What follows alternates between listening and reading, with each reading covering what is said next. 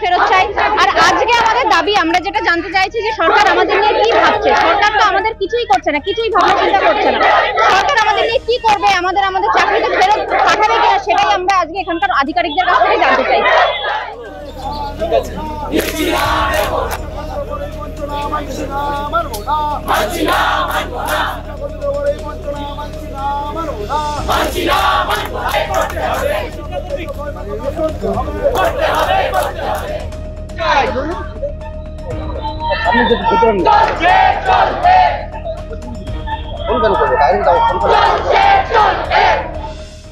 সেই জায়গাগুলোকে মানবো না, এটা তো হতে পারে না।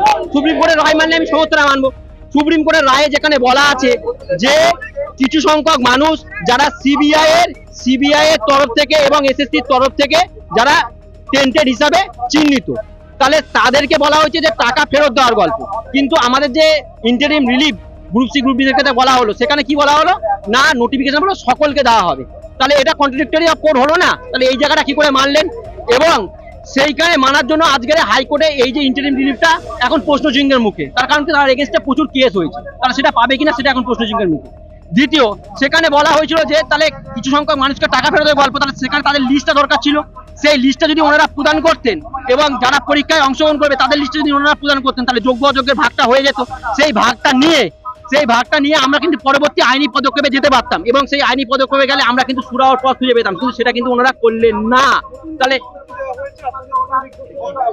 আমাদের এখনো পর্যন্ত নন টিচিংদের এগেইনস্টে কোনো বিজ্ঞপ্তি ইস্যু হয়নি, এবং আমরা চাইও না আমাদের এগেইনস্টে কোনো বিজ্ঞপ্তি ইস্যু হোক। তার প্রধান কারণ হচ্ছে আমরা জানি কি, যে অপরাধ যারা করে তারা শাস্তি পায়।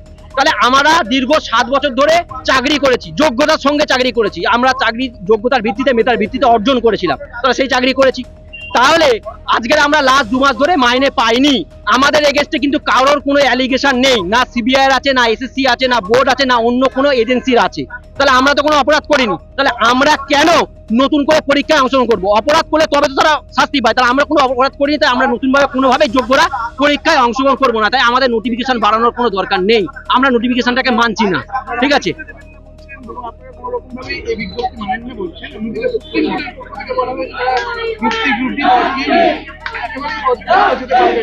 সুপ্রিম কোর্টের রায়টাকে আগে পুঙ্খানুপুঙ্খভাবে পড়তে হবে। সুপ্রিম কোর্টের রায়ে কোথাও লেখা নেই যে সুপ্রিম কোর্টের সকলে অযোগ্য।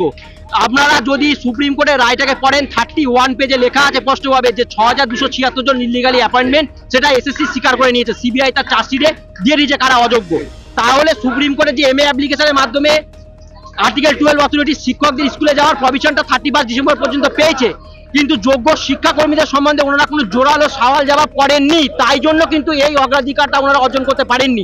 সরকারি যে প্রকল্পগুলো আছে, যেগুলোকে এই যোগ্য শিক্ষাকর্মীরা দিবারাত্র খেটে ইমপ্লিমেন্ট করে, যার জন্য সরকারের এত সুনাম, সেই পার্টটা যদি ওনারা তুলে ধরতেন সুপ্রিম কোর্টের কাছে, সুপ্রিম কোর্ট অবশ্যই যারা যোগ্য গ্রুপ সি গ্রুপ ডি আছে তাদেরকেও এই অগ্রাধিকার দিত। কিন্তু তাদের সদিচ্ছার অভাবে আজকের আমাদের এই অবস্থা, এবং এই সদিচ্ছার অভাবের জন্যই ওনারা সমস্ত প্রক্রিয়াটাকে, নন টিচিং পার্টটাকে গুলিয়ে দেওয়ার চেষ্টা করছেন, এবং তাদের সম্বন্ধে সুস্পষ্ট কোনো বার্তা দিচ্ছেন না।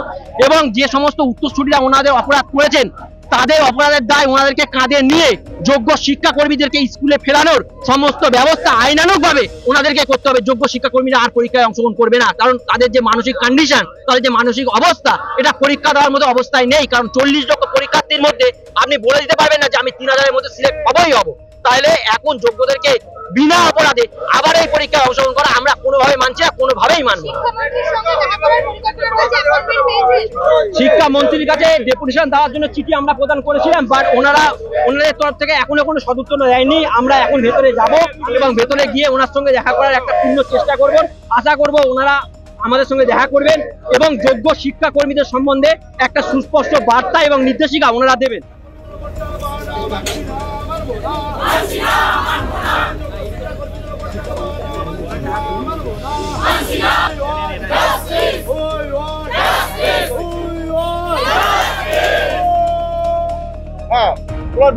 বৃষ্টি আসছে, বৃষ্টি আসছে, বৃষ্টি আসছে, বৃষ্টি আসছে, বৃষ্টি আসছে।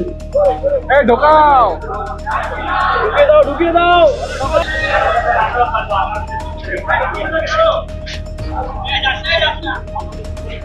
ফেরত চাই।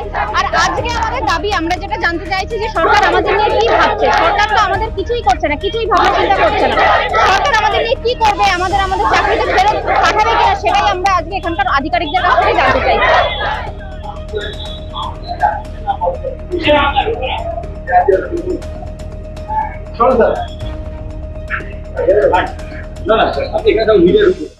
আমাদের ভিডিও ভালো লাগলে লাইক এবং শেয়ার করুন।